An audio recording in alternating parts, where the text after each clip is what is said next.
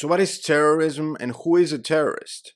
What does political science, international relations, international law define and have to say about this, and how do they define terrorism? Let's find out.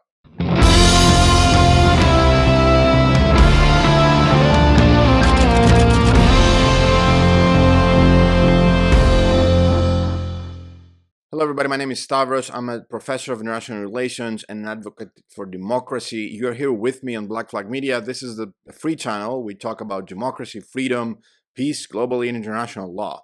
So I wanted to discuss a little bit about terrorism because we had a major development in Turkey recently where militants attacked the state military-industrial complex. And I would like to see, whether this was a terrorist attack. I would like to discuss about Hezbollah and Hamas, two organizations that are always in the news lately, unfortunately, because of the war in the Middle East. So I would like basically to explain to you how do we define terrorism in both international relations and international law. So let's begin.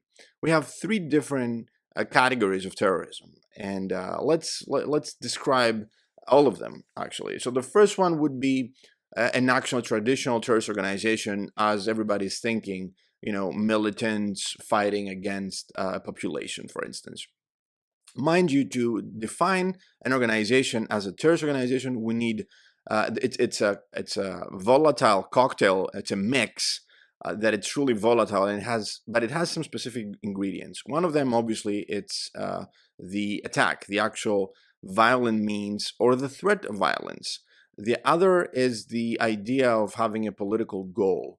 So if it's violence only and a violent attack, it can be just a criminal network, right? Like the mafia. But if there's a political motive involved, now we're talking about terrorism. So that is basically some things to keep in mind. So the first major category, again, is a terrorist organization, or maybe a single person, like in lone wolf attack, a single terrorist attacking a population center, basically non-combatants, which is also another requirement to define this act as terrorist.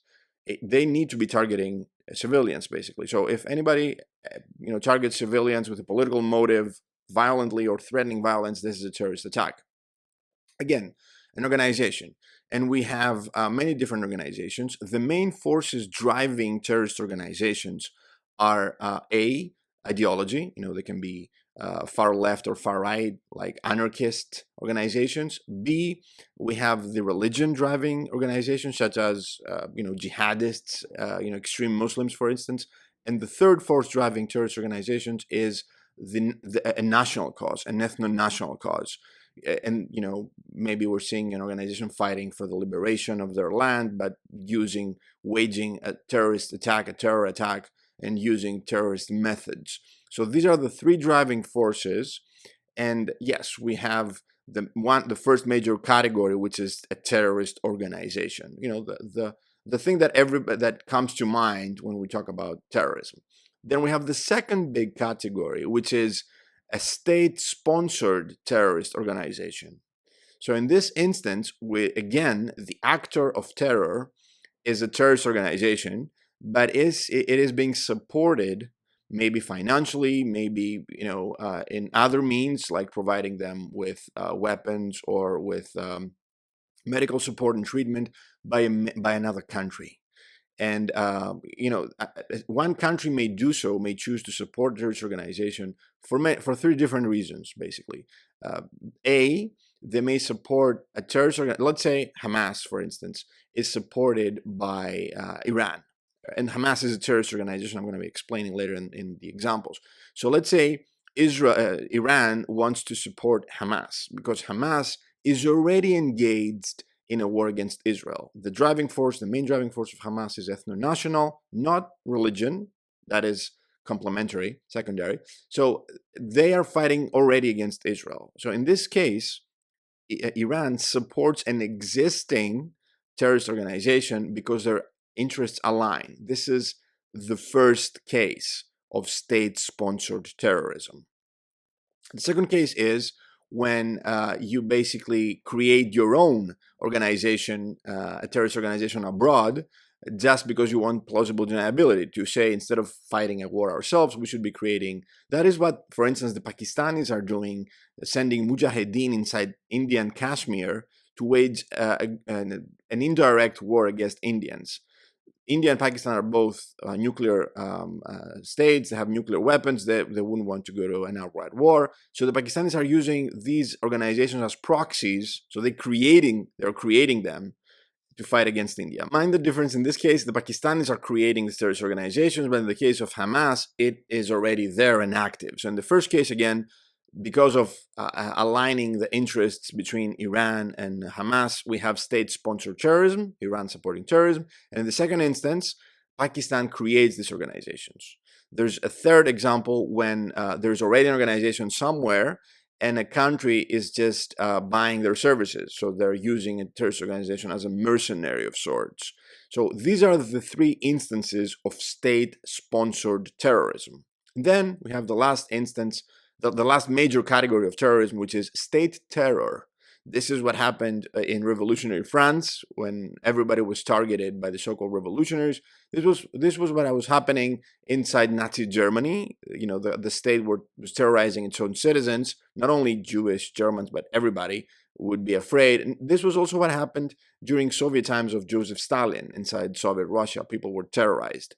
This is also what's happening today inside modern-day Turkey, right? If you're like a political opponent of Erdogan, like a Gulenist or a communist or a Kurdish national, I guess, you would be targeted, oppressed, even killed by the brutal regime. So oppressing your own population is what we call state terror, and this is the third case of terrorism. So yes, to go back to the examples, I guess Hamas is a terrorist organization because they take up arms and they fight against not only an occupying state, which is the state of Israel, but they're also targeting civilians. Mind you, Hamas is saying that there's no civilian here because even settlers carry guns.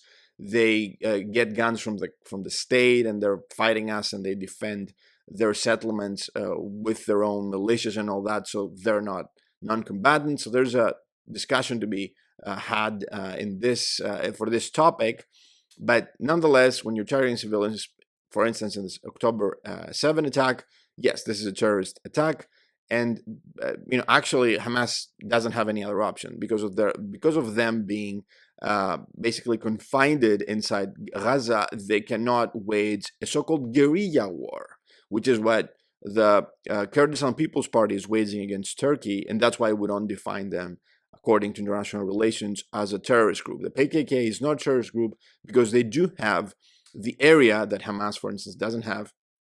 The PKK operates inside Iraq, the northern Iraq, in the mountains, in the Kandil Mountains. So they have the hinterland to act as a militia, as a guerrilla movement, a national liberation movement. They have hierarchies. They're in a sense an army, and they're targeting either military installations or military industrial installations. So they're targeting targets who target them. They're not targeting civilians. That's why this is not a terrorist organization.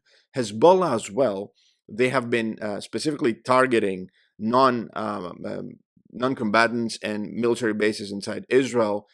That is why this is also a guerrilla, a militia, a guerrilla movement. They're not a terrorist organization, but mind you, again, they also have the space to operate as non-terrorists. Hamas doesn't have that space. That's why they are a terrorist group.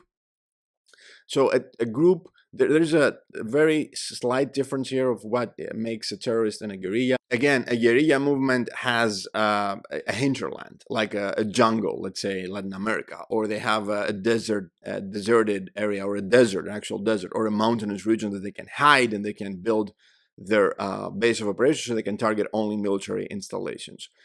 So other groups such as the ones active inside Syria, like Al-Qaeda, Al-Nusra, Hayat Tahrir al-Sham, and ISIS, have been tapped by the Turks to wage war against the Kurdish people, for instance, and they have been also transported to Libya to fight the cause of Turkey. So in this instance, also we have state-sponsored terrorism, the second category. Remember, we have three categories: terrorist organizations operating by themselves, state-sponsored terrorism, and then we have state terror. So in the case of Turkey, we have both state-sponsored terrorism, supporting groups or creating them, and state terror fighting their own citizens. There's a new development in state terror, which is when someone is hunting down their citizens even when their citizens have asked for asylum in another country. And Erdogan is doing that as well. This is called transnational state terror. This is when someone, leaves Turkey, a Kurdish person, for instance, asks for asylum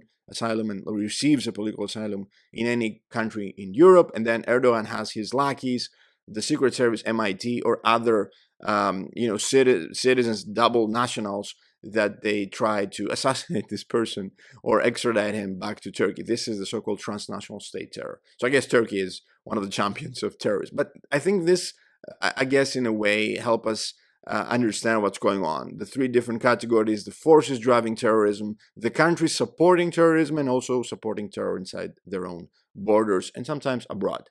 That's it for today, guys. If you did like this video, actually like this video on YouTube, it helps immensely. Please subscribe if you haven't done so already. There are many more videos coming. That's it for today. Keep raising the black.